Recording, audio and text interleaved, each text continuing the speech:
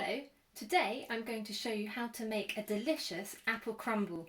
This is a perfect dessert for the whole family and your kids will absolutely love it. This recipe will make enough to fill this dish. So you will need 4 medium to large size apples peeled and roughly chopped like this.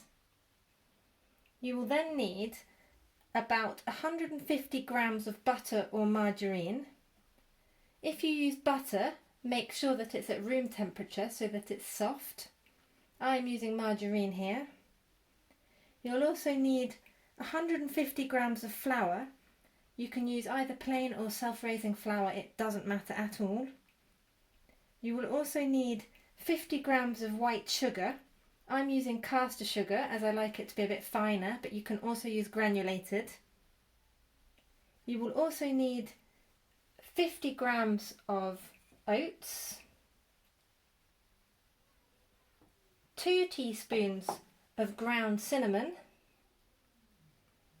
half a teaspoon of ground nutmeg, and 50 grams of brown soft sugar. So let's get started. The first thing we're going to do is to tip the apples into a saucepan. Then we're going to add approximately 120 ml of cold water. I'm going to put the saucepan on a high heat to begin with and give it a stir. I'm now going to add the nutmeg and the cinnamon.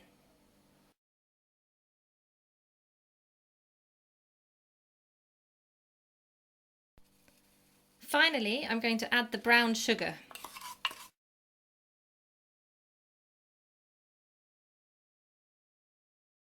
I'm now going to leave it for about 10 minutes, stirring it intermittently until the sugar has dissolved and the apples have softened. Once the apples start boiling a little bit, you can turn it down to a medium heat so that they don't burn. Meanwhile, I'm going to make the topping for the crumble.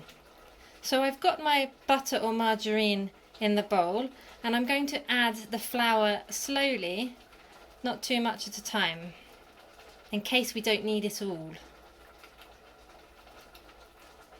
I'm then going to combine it using the tips of my fingers until all the margarine is completely combined into the flour.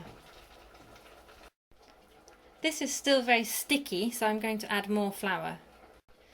So as you can see here, the pieces are sticking together quite nicely, which means it's too sticky still. So I've finished my 150 grams of flour, so what I'm going to do is add just a little bit extra.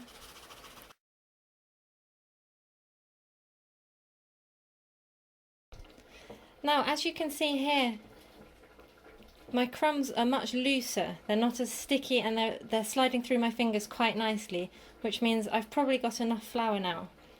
So what I'm going to do next is to add the caster sugar. So we're going to throw that in just like that and then do the exact same thing. And now I'm just going to add the oats and do the exact same thing, combine it nicely. If you want to add a few more oats, that's fine. If you want to add raisins or sultanas or any other type of dried fruit, that's absolutely fine as well. So what we're going to do now is go and check the apples.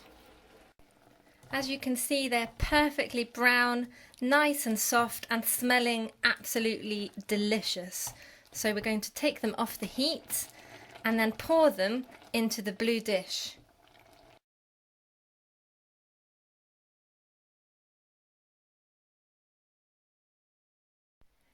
Now we're going to put the topping on top.